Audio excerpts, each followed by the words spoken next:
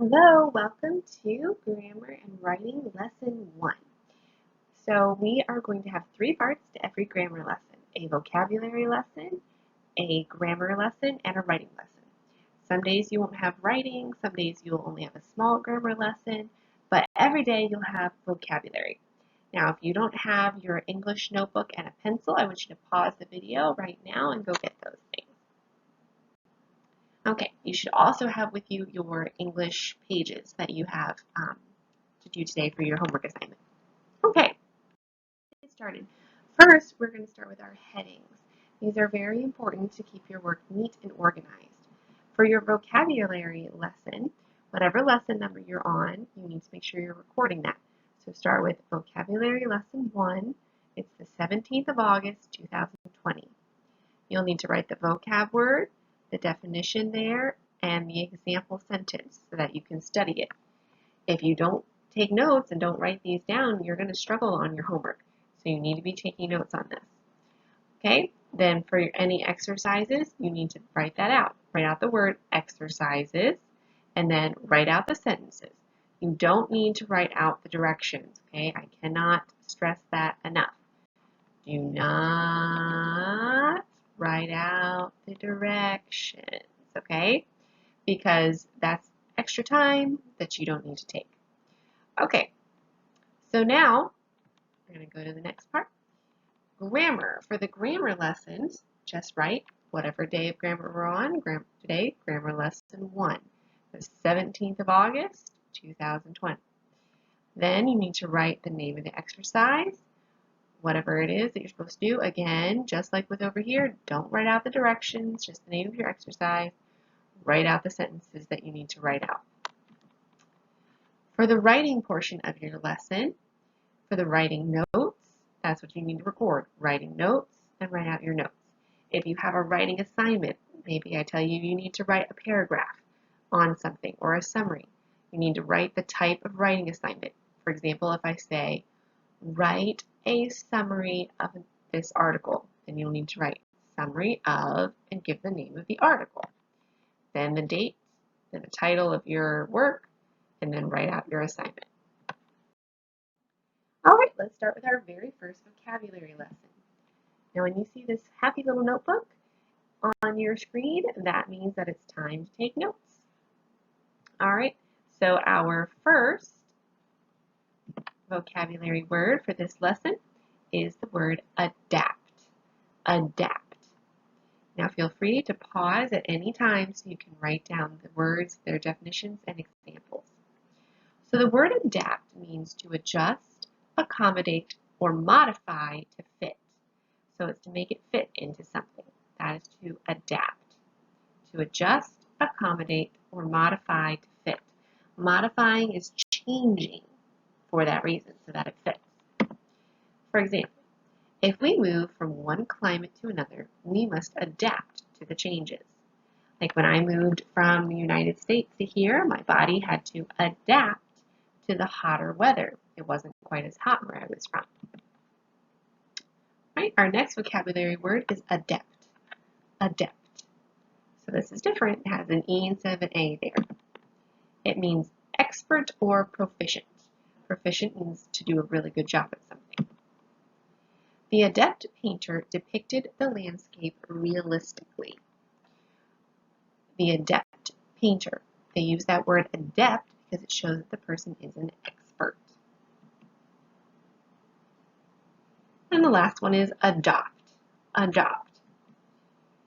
The definition is to embrace, espouse, or take by choice. So usually we use that word adopt like with children. We would say that they adopted them or something like that because you're taking them by choice. They're not your children by birth. You're choosing to make them your children. That's the idea of adopt. People often adopt the character of their parents. So you decide to become like your parents in their character. All right, for your exercises for today, fill in the blank with adapt, adept, or adopt. Number 1, will you blank a new pet from the Humane Society? Pause the video, write down your answer.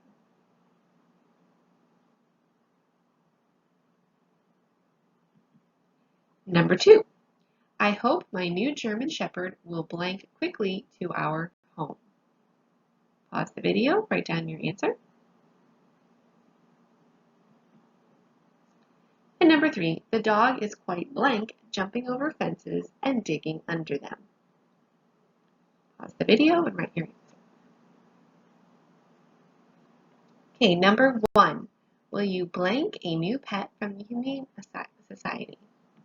The answer is adopt, because you're taking that animal by choice. Number 2, I hope my new German Shepherd will adapt quickly to our new home. The answer is adapt, because they are adjusting to that change. The dog is quite adept at jumping over fences and digging under them. So that means he's an expert at it. He's very good at it. He does it well. All right, that is your vocabulary lesson for today. Time to do grammar. We're talking about the 4 types of sentences. For most of you, this is probably review. If it's not, if it's brand new, well then, here we go. This is a simple concept, but it's very, very important. A sentence is a group of words that expresses a complete thought.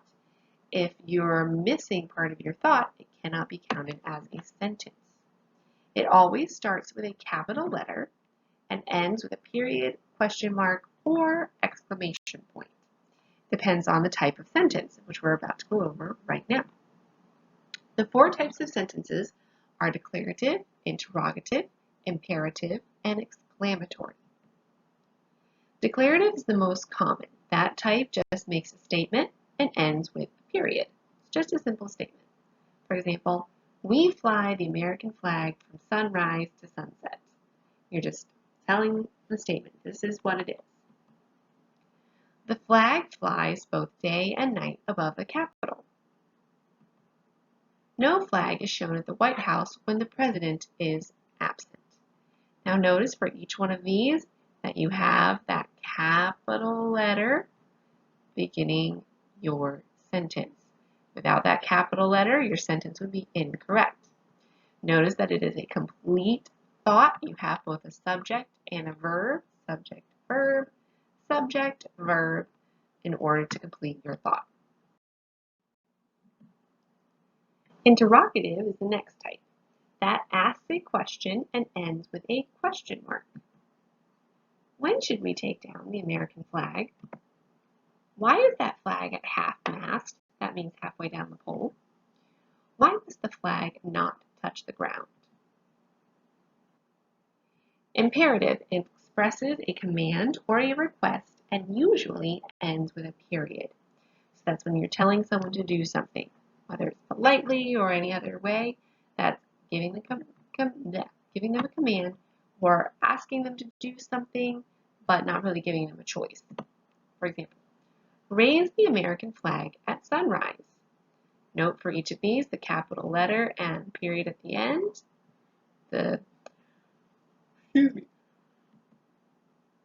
Take down the American flag at sundown.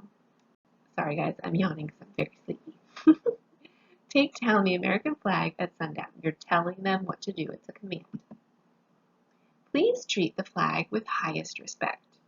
So this word please here makes this a request. It's like you're asking them to do this, but you're not giving them a choice.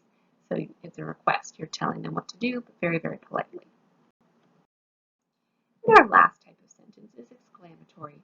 Shows excitement or strong feeling and ends with an exclamation point. Wow, that is the biggest flag I've ever seen. I can't wait until the 4th of July. Hurrah! Thousands of flags are waving to honor the United States of America. So words like wow and hurrah, those signal a lot of emotion. So you know it will probably be an exclamatory sentence. Okay, time for some practice. Notice we have their happy little notebook friend up here in the corner. That means it's time for you to do some writing. Tell whether the following sentences are declarative, interrogative, imperative, or exclamatory. You will also need to add the end punctuation. That means I need you to write out the entire sentence, put the end punctuation, whether it needs a period, an exclamation point, or a question mark, and then tell me what type of sentence it is: declarative, interrogative, imperative, or exclamatory. Number 1, do you know where the mound builders lay their eggs? The type of bird. Number 2, please study megapods for tomorrow's quiz. Don't forget to pause your video so you can write it down. Number 3, megapods are birds with large feet. Number 4, the ornithologist was a genius. Oops, before I reveal the answer.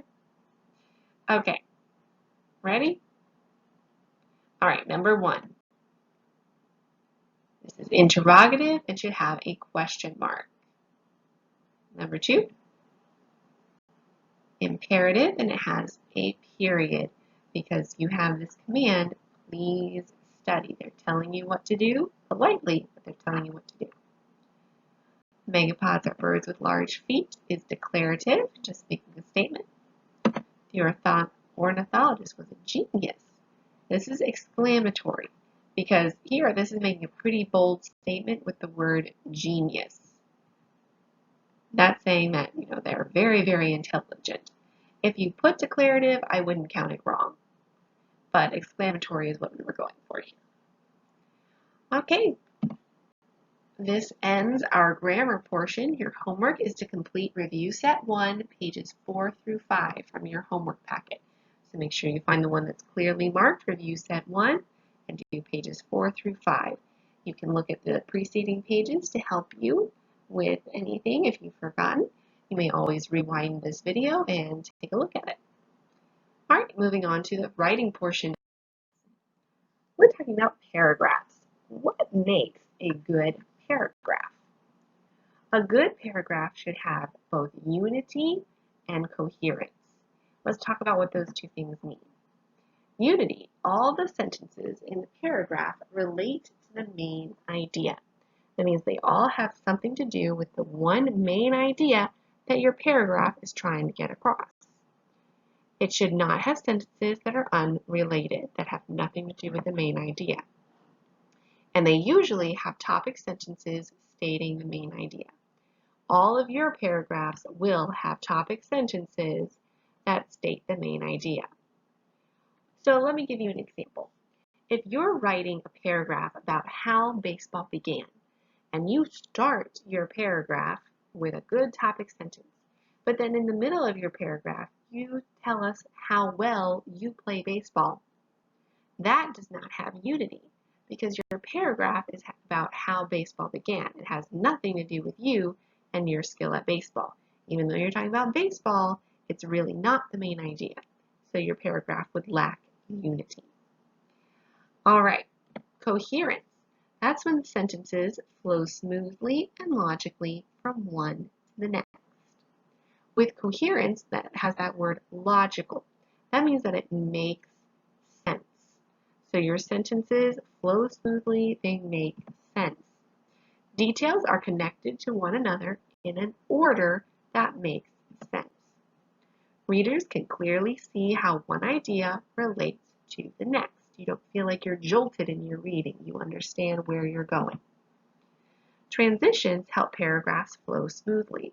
These are things like first, then, because, after. That helps your paragraph to have a nice, smooth feel to it. There are some more examples. First, then, because, similarly, that means just like something. Time for some practice. Read the following paragraph carefully. Write down the controlling idea expressed in the topic sentence. That means you need to decide what the topic sentence is, and examine the paragraph for unity. Identify the number of any sentence that does not develop or support the paragraph's controlling idea. So, what do you need to do? Just this.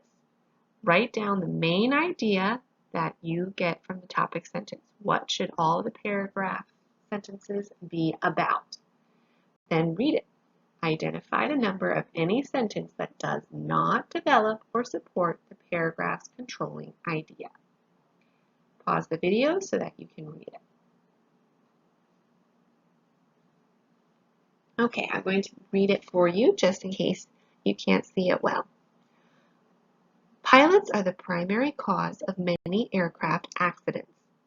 Ignoring their responsibilities, many pilots fail to perform their duties efficiently, and tragedy has too often been the needless result.